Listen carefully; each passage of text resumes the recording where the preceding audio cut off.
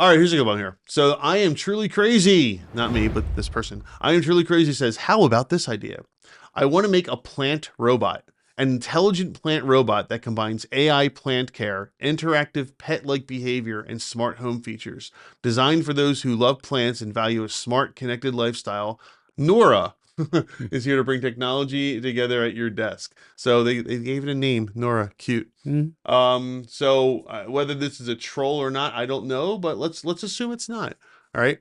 Okay. So plant robots. So let's put aside the actual walking robots. Let's just talk about some type of AI for actually, so a device so this is a bell, but we're not going to use the bell portion of it, but like an AI device, you can put it into the plant. It'll test the soil. It'll test, it knows what kind of plant it is, and it'll tell you. You're looking at me like funny. Like, well, but that already exists. He's talking about pet-like behavior. Yeah, I know. That requires movement. Yes. Have you not seen the latest CES show? Oh, of course, absolutely. You know how long it has taken to get to that point?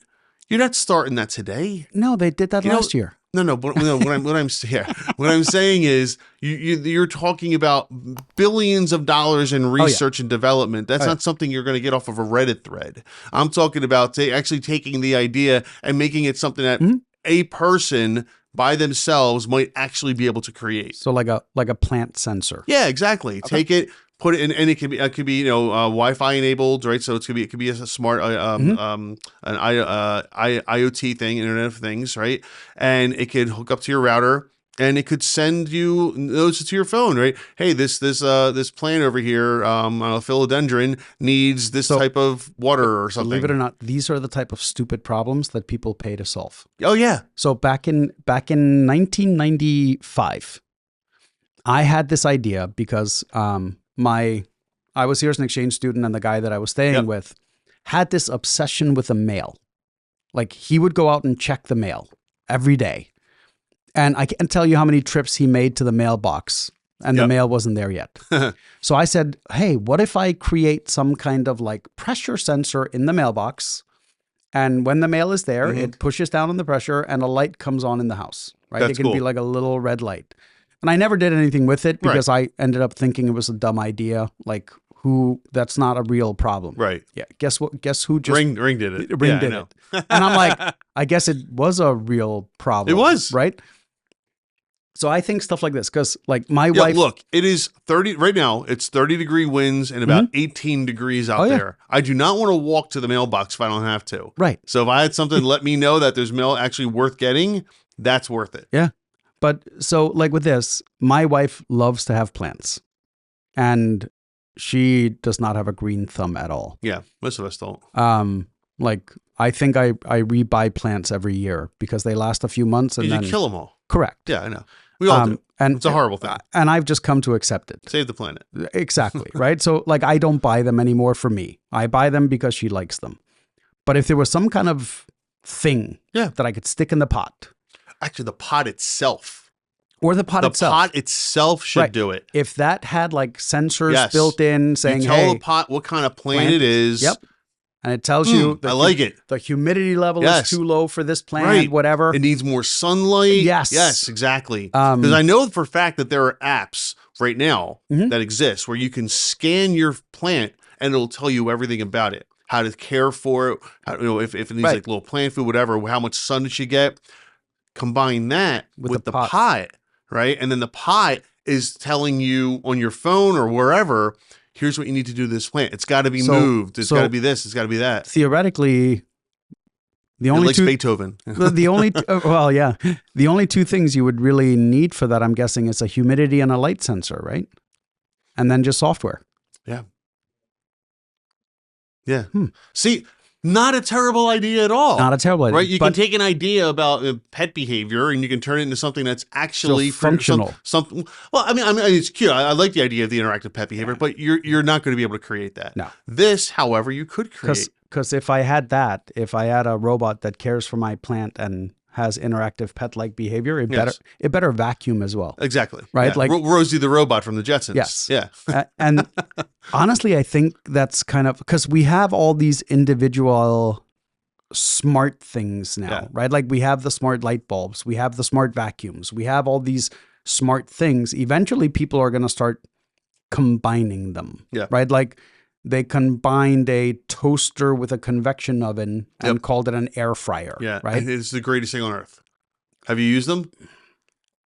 I know, Mr. Culinary background, Mr. Michelin star. Guess what? For the rest of us who just want to heat up some French fries, they're fantastic. Yeah. So I didn't buy an air fryer. I bought a small convection oven, Okay. which theoretically is the same Kind of the thing. same thing. Yeah.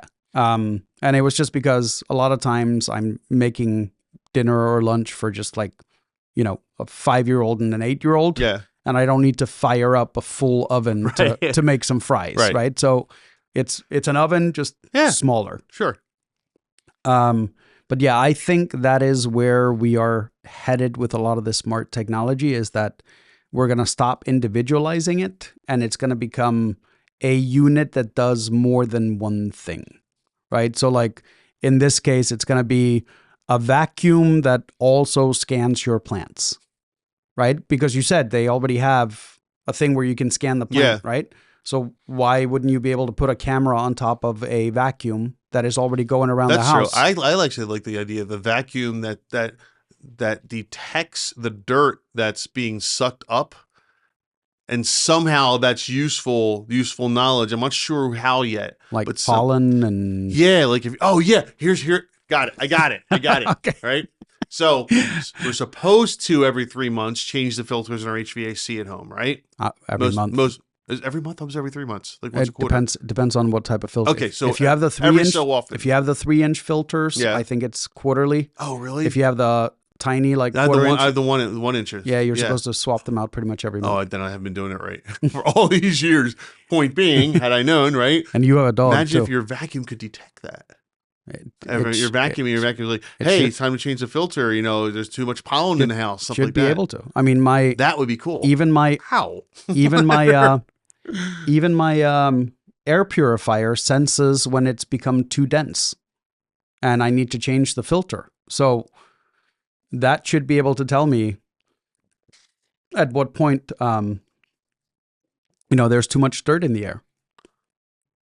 So this could all be tied together. There's all kinds of ways of doing that. Yeah. But anyway, for this particular idea, I do like the idea of the pots telling you what's up with the plants, right? I do too. Plant is dying. Plant needs water. Plant needs this. Or I don't like the interactive pet-like behavior. Oh, I'd love it, but you're not going to be able. You're not going to be able. Do you really want to pet a robot? Do you really want a robot barking at you when you come into the house? Okay, so hold on. Now wait a minute. Let me back up. Back up about 8 or 9 years. Do you remember the Zuzu pets? No. Okay. They were about this big. They were like little hamsters, and they had like little wheels on the bottom, right? But you couldn't really see the wheels because they were covered by fur and stuff. They were the cutest little things. They looked like actual hamsters, and they were they had a motor in them, and so they would just kind of go all over the place. And they made the cutest little sounds, right? And everyone loved them. They were for like about 6 months. They were it. They were the thing, and everybody. Nope. I mean, they were like you would buy like these tunnels for them, and they would go around. Nope. Everybody loved the Zuzu pet. It was so cute, so much fun. It's like Garbage Pail Kids. It's like all this like random stuff that. But they were interactive, and they would kind of play with you, so to speak. So right? my 4-year-old daughter last year came to me and she's like, "Here, Daddy," and I'm like, "What is it?" She's like, "It's a pet rock. It's something you don't have to take care of. You can just put it on your nightstand." And I'm like, "That's perfect. You're 4 years old and you already figured me out. That's what I want. A pet rock that does nothing. It's just I don't have to take it out. I don't have to feed it. I don't have to care. Correct. It doesn't care if I come and go. Correct. It can gather dust. It doesn't matter. Like that's my type of pet-like behavior. That's right. Just keep it away from water. Yes. Keep it away from water. You don't want any any erosion. So, all right. So we're saying we like the plant care part of this, not the other so much parts. You're not going to build an AI robot. You're just not. All right. You're not. Look, maybe this person has millions of dollars. I mean, good luck. It's going to cost you more than that to get into that game. Right. But for a heck of a lot less, you can get into some type of plant care system, and I think that's probably the way to go. All right, so good luck to you. Who was this? This was I Am Truly Crazy. Well, you are if you're trying to build AI robots, but sure, why not?